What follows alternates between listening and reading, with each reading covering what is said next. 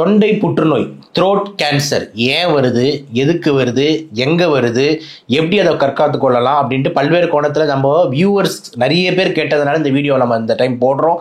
Throat cancer பற்றி டீட்டெயிலாக பேச போகிறோம். வாங்க வீடியோவில் சொல்லலாம்.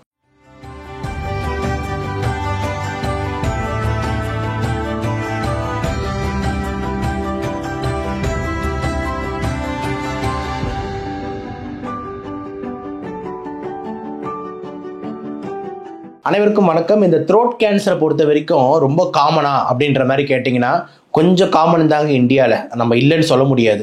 இப்போ ஜென்ஸுக்கு பார்த்தீங்கன்னா முக்கியமான கேன்சர்ஸில் எடுத்துக்கிட்டிங்க அப்படின்னா லங் கேன்சர், அப்புறம் த்ரோட் கேன்சர், அதே மாதிரி இந்த ப்ராஸ்டேட்னு சொல்லக்கூடிய இந்த வயசானவங்களுக்கு ப்ராஸ்டேட் கேன்சர் வருது. இந்த மிடில் ஏஜுக்கு இந்த லங் அண்ட் த்ரோட் கேன்சர் ரொம்பவே காமன். லேடிஸ் பொறுத்த வரைக்கும் பார்த்தீங்கன்னா ரொம்ப இம்பார்ட்டண்ட்டாக இந்த கர்ப்பப்பை வாய் புற்றுநோய்னு சொல்லக்கூடிய இந்த செர்வைக்கல் கேன்சர் மற்றும் மார்பக புற்றுநோய், இதுதான் ரொம்ப ரொம்ப இம்பார்ட்டண்டான கேன்சர். சரி, இப்போ இந்த தொண்டை கேன்சர் பற்றி தான் இன்றைக்கி நம்ம டாபிக், அதை பற்றி கொஞ்சம் பேசிடுவோம். இப்போ தொண்டை அப்படின்றது எங்கே இருக்குது உங்களுக்கே தெரியும். இந்த வாயில முழுங்குறோம் தெரியுமா, இந்த முழுங்கி அதுக்கப்புறம் இந்த உணவு குழாய்க்கு போகுது இல்லை, அது வரைக்கும் இருக்கிற இந்த பகுதி ஃபுல்லாக, இந்த ஏரியா ஃபுல்லாக இங்கேருந்து இதுக்கு போதில் அது ஃபுல்லாக தொண்டை தாங்க. ஸோ இந்த தொண்டையை மெடிக்கலி நம்ம என்னன்னு சொல்லலாம் அப்படின்னு பார்த்தீங்கன்னா ஃபேரிங்ஸ் அண்ட் லேரிங்ஸ் அப்படின்னு மெடிக்கலாக சொல்லுவோம். மெடிக்கல் ஆங்கிள், ஓகேங்களா? அது உங்களுக்கு ரொம்ப தெரிஞ்சுக்கணும் அப்படின்ற அவசியம் கிடையாது. ஸோ நம்ம முழுங்குறதுல ஆரம்பித்து இது வரைக்கும் எல்லாமே தொண்டை தான். சரி, இப்போ இந்த இடத்துல புற்றுநோய் வருது. புற்றுநோய்னா என்னது நான் சொல்லிட்டு ஆல்ரெடி முன்னாடியே உங்களுக்கு வீடியோஸ் பார்த்துருந்தீங்கன்னா உங்களுக்கு புரியும். வேணும்னா அந்த திருப்பி அந்த லிங்க் கூட அனுப்புகிறேன். பேசிக் கேன்சர் வீடியோன்னு போட்டிருந்தேன், கேன்சர் தடுக்கிறது அப்படின்னு. அந்த வீடியோ இந்த பார்க்கலாம், அதை ஒரு வாட்டி பார்த்துருங்க. ஸோ கேன்சர் என்ன சொல்லியிருந்தேன், நம்மளோட செல்ஸ் அப்நார்மலாக மாறுது. சரி, அப்போ தொண்டையில் இருக்கிற செல்ஸ் அப்நார்மலாக மாறுதுன்னா என்ன ரீசன்ஸ் அப்படின்னு எடுத்துக்கிட்டிங்கன்னா, அப்போ தொண்டையில் இருக்கிற அந்த அழகான மென்மையான அந்த சதையை ஏதாவது போட்டு உலுக்கிக்கிட்டே அதை இரிட்டேட் பண்ணிக்கிட்டே, அதை சுரண்டிக்கிட்டே, கீறிக்கிட்டே, அதை வேக வச்சுக்கிட்டே இருந்தால் தாங்க அது என்ன ஆகுது, பட்டு அந்த மென்மையாக இருக்கிறது கொஞ்சம் கொஞ்சமாக ஹார்டாக டிஃப்ரெண்ட்டான செல்ஸாக டிஃப்ரெண்ட்டான அணுக்களாக மாற ஆரம்பிக்குது. அப்போ இந்த தொண்டையை இந்த மாதிரி இரிட்டேட் பண்ற விஷயங்கள் என்ன அப்படின்றது தான் இந்த தொண்டை புற்றுநோய்க்கு முக்கியமான காரணங்கள். அப்ப அந்த இரிட்டேட் பண்றத நம்ம லிஸ்ட்ல முதல்ல யார் வராரு அப்படின்னு பார்த்தீங்கன்னா நம்மளோட சிகரெட் தாங்க வராரு. ஸோ நம்மளோட பீடி, சிகரெட், தம், இதுதான் முக்கியமான காரணமா இருக்கு. நல்லா இருக்கிறோம்ல, இருக்கும் போது எங்க போகுது, நுரையீரலுக்கு போகுது. ஆனால் தொண்டை வழியா தானே நுரையீரலுக்கு போனோம். டைரக்டா நுரையீரலுக்கு என்ன பைப்பா இருக்கு. ஸோ நம்ம எந்த காத்து இழுத்தாலுமே அப்படி இருக்கிறோம்னா இதெல்லாம் பட்டுக்கிட்டு தான் கீழே உள்ள போகுது. அப்போ த்ரோட் கேன்சருக்கு இந்த ஸ்மோக்கிங் ஒரு முக்கியமான காரணமாக அமையுது. ஒன்று. ரெண்டாவது நம்ம ஊரில் பேண்டு தான், ஓகேங்களா, லீகல் கிடையாது. ஆனால் நார்த்லாம் போனீங்கன்னா ரோடுலாம் பார்த்தீங்கன்னா கருப்பு கலரில் இருக்காது. ரோடு ஓரமாக பார்த்தீங்கன்னா ஃபுல்லாக சிகப்பு கலர் ரோடு தான் இருக்கும். கருப்பு கலரில் போடுவான், ஆனால் ஒரே வருஷத்தில் சிகப்பாக மாறிடும். ஏன் பாய் அப்படின்னு சொல்லிட்டு வாய் ஃபுல்லாக என்ன போட்டிருப்பாங்க, பான் பராக்கு, குட்கா, இந்த மாதிரி டொபாக்கோ, அதாவது புகையிலையை போட்டு மெல்ற வேலை. இதுதான் பார்த்தீங்கன்னா டொபாக்கோ சீவிங் டொபாக்கோ அப்படின்னு சொல்லுவாங்க. இதை போட்டு நல்லா மெசஞ்சு என்ன பண்ணுறாங்க, அந்த டொபாக்கோட ஜூஸ்லாம் வாய் மற்றும் தொண்டை பகுதியில் வச்சுக்கிட்டே இருக்காங்க, ஊற வச்சுக்கிட்டே இருக்காங்க.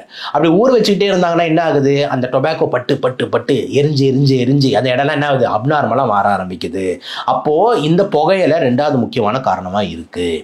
மூணாவது எது நம்ம கையில் ஊத்துறாலே சில்லுன்னு இருக்கு அப்படின்ற மாதிரி, எதுக்கு இப்போ ஹேண்ட் சானிடைசர் ஊத்துறாலே சில்லுன்னு இருக்கு. ஹேண்ட் சானிடைசர் என்ன இருக்கு, ஆல்கஹால், அதாவது என்னது நம்ம சிம்பிளா சொல்லணும்னா மது, சரக்கு.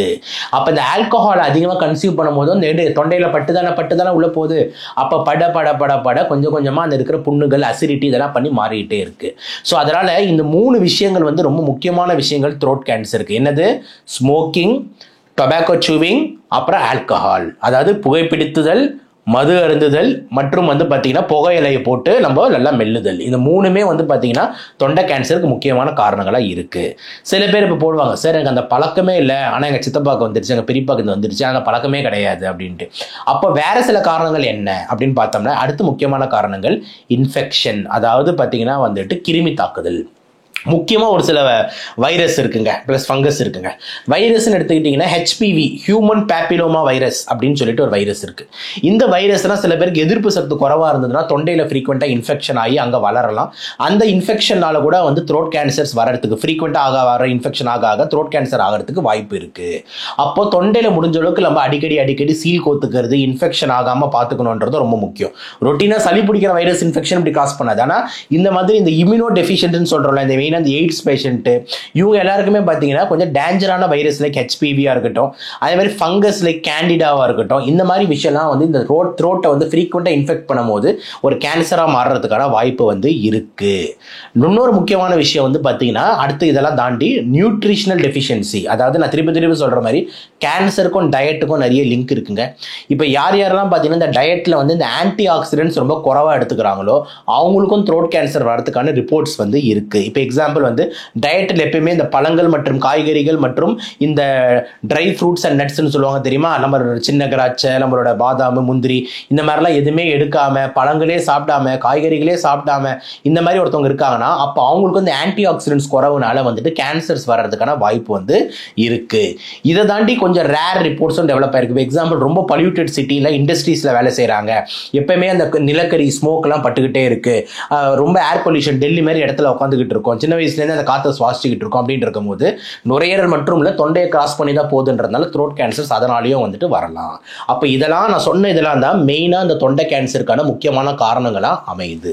ரைட், எப்போ சார் எனக்கு தொண்டை கேன்சர் இருக்குன்ட்டு நான் எப்போ டவுட் போடணும் அப்படின்ற மாதிரி கேள்வி இருந்ததுன்னா முதல் சிம்டம்ஸ் அப்படின்ற மாதிரி ஆரம்பிச்சோம்னா முதல்ல வந்து உங்களோட குரல்களில் மாற்றங்கள் ஏற்படும். ரொம்ப ரொம்ப இம்பார்ட்டன்ட்.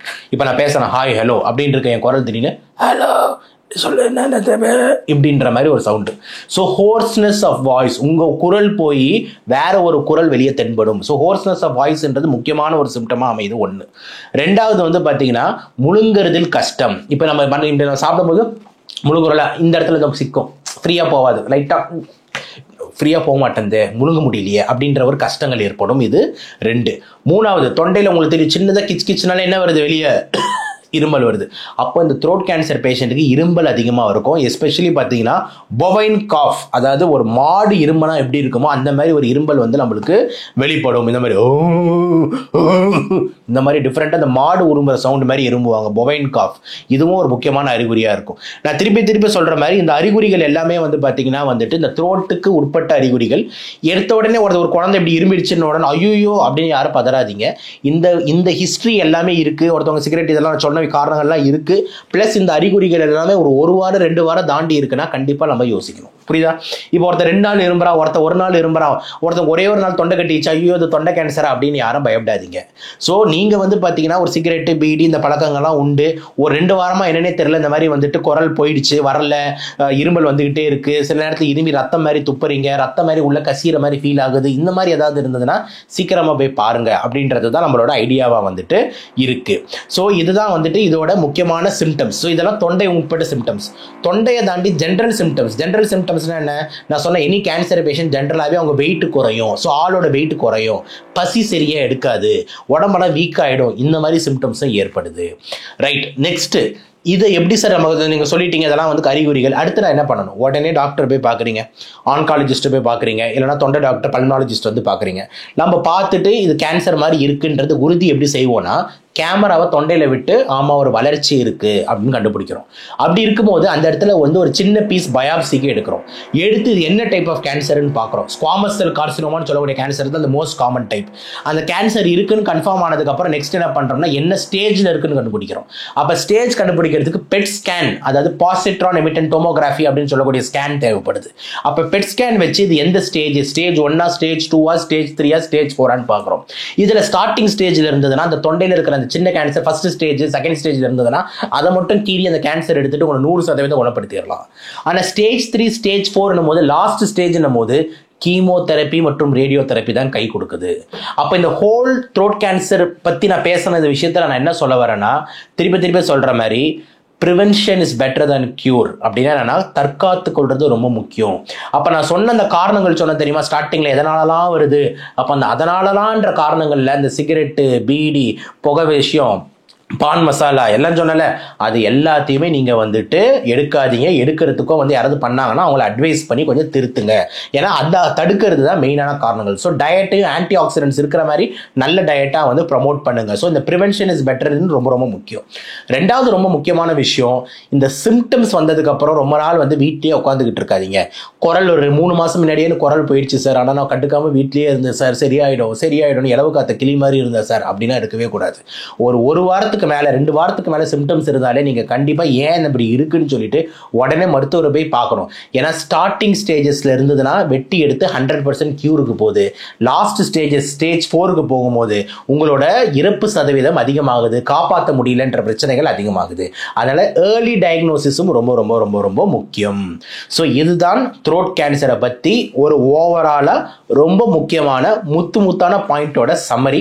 ஸோ நிறைய பேர் இந்த வீடியோ த்ரோட் கேன்சரை பற்றி கேட்டிருந்தீங்க. ஸோ உங்களுக்காக இந்த வீடியோ கண்டிப்பாக இந்த கேன்சர் சீரிஸ் தொடரும். கண்டிப்பாக ஒரு வாரமும் வந்து ஏதாவது ஒரு கேன்சரை பற்றி நம்ம கண்டிப்பாக பேசுவோம், அவேர்னஸை கிரியேட் பண்ணுவோன்றது எந்த மாற்று கருத்தும் இல்லை. இந்த வீடியோ உங்களுக்கு பிடிச்சிருக்கும்னு நினைக்கிறேன். கண்டிப்பாக இந்த வீடியோ எல்லாருக்கும் வந்து இந்த சயின்ஸை பற்றி பகிருங்க. இல்லைனா நம்ம ஹியூமன் பாடியில் நடக்கிறத பல விஷயங்களை நம்ம தெரிஞ்சுக்கிட்டா தான் நம்ம மற்றவங்களுக்கு எஜுகேட் பண்ண முடியும்னு சொல்லி இந்த வீடியோவை முடிக்கிறேன். நன்றி, வணக்கம்.